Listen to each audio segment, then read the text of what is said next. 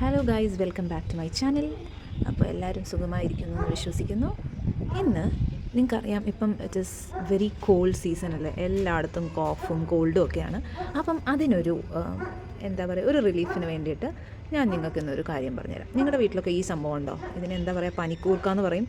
Some people call it is oregano, അജ്വാനി, കന്നഡയിൽ എന്താ ദുഡ്പത്രെ, അങ്ങനെയൊക്കെയാണ് പറയുന്നത്. അപ്പം ഇത് നമ്മുടെ വീട്ടിലുണ്ടെങ്കിൽ നമുക്ക് ഈ ഒരു കോൾഡ് സീസണിൽ നമ്മൾ ഈ ടീ ഒക്കെ കുടിക്കുന്ന പോലെ we can have one drink. അപ്പം അതിന് വേണ്ടിയിട്ട് ഞാനൊരു ഈ ഇല ഒരു 2 എണ്ണം ഞാൻ പറിക്കുകയാണ്. ആൻഡ് ഇത് നിങ്ങളുടെ അടുത്തൊക്കെ കുറേ ഉണ്ടെങ്കിൽ ഇത് വേഗം കിളിക്കുന്ന ഒരു സംഭവമാണ്. എൻ്റെ ഇഷ്ടം പോലെ ഉണ്ടായിരുന്നു. ബൈ നൗ ഇറ്റ് ഇസ് ഈ ഒരു 2 തണ്ട് മാത്രമേ ഇവിടെ ഉള്ളൂ. അപ്പം ഇതുകൊണ്ട് ഞാനൊരു ഡ്രിങ്ക് ഉണ്ടാക്കാൻ പോവാണ്. Come. So I washed it. നന്നായിട്ട് കഴുകുക, ബിക്കോസ് പുറത്തൊക്കെ നിന്നല്ലേ, ഇതൊന്നും ഉണ്ടാവില്ല. It's organic. എടുക്കുന്നത് ജിഞ്ചർ പിന്നെ എല്ലാവർക്കും അറിയാം അല്ലേ, ഇറ്റ് ഈസ് വെരി യൂസ്ഫുൾ. ഇത് നമ്മുടെ ഡൈജഷനും പിന്നെ അതേമാതിരി കോഫ്, കോൾഡ്, അതിനൊക്കെ it is very good medicine ആണല്ലേ. അപ്പോൾ എല്ലാവരും ജിഞ്ചർ ടീ കഴിക്കും, ലെമൺ ടീയുടെ കൂടെ ജിഞ്ചർ ഇട്ട് കഴിക്കും. അതേപോലെ ഇതും അങ്ങനെ ഒരു സംഭവമാണ്. ഇറ്റ് ഈസ് ആൻറ്റി ബാക്ടീരിയൽ ആണ്. ഇതും അങ്ങനെ തന്നെയാണ്, ആൻറ്റി ഇൻഫ്ലമേറ്ററി ആണ്.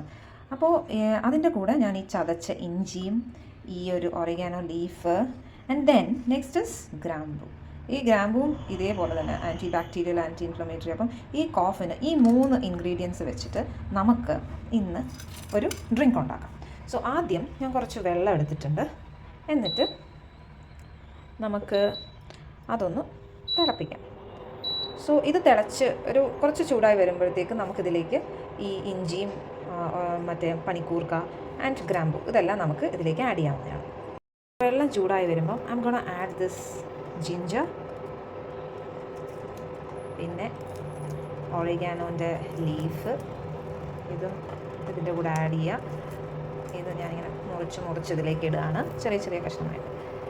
ആൻഡ് ഈ 2 ഗ്രാമ്പൂ ഇതിനകത്ത് ഇടുകയാണ്. ഇത് നന്നായിട്ട് തിളച്ച് ഒന്ന് വന്ന് കഴിയുമ്പോഴത്തേക്ക് നമുക്കിത് ഓഫ് ചെയ്ത് കുടിക്കാവുന്നതാണ്. അപ്പോൾ സോ നന്നായിട്ട് തിളയ്ക്കുന്നുണ്ട്. And I will low the flame. കുറച്ച് നേരം ഇതിങ്ങനെ തിളച്ച് അതിന് ശേഷം നമുക്കിത് കുടിക്കാവുന്നതാണ്. ഓക്കെ, ഇത് ചൂടാറിയതിന് ശേഷം കുടിക്കാം. ഓക്കെ, അവർ ചൂടോട് ഇഷ്ടമുള്ളവരാണെങ്കിൽ you can have a hot drink, because ടീയും കോഫിയൊക്കെ നല്ല ചൂടോട് കുടിക്കുമ്പോഴാണ് ചിലർക്ക് ഭയങ്കര ഒരു ഇത്. അതേപോലെ ഇതും അങ്ങനെ തന്നെ കുടിക്കാവുന്നതാണ്.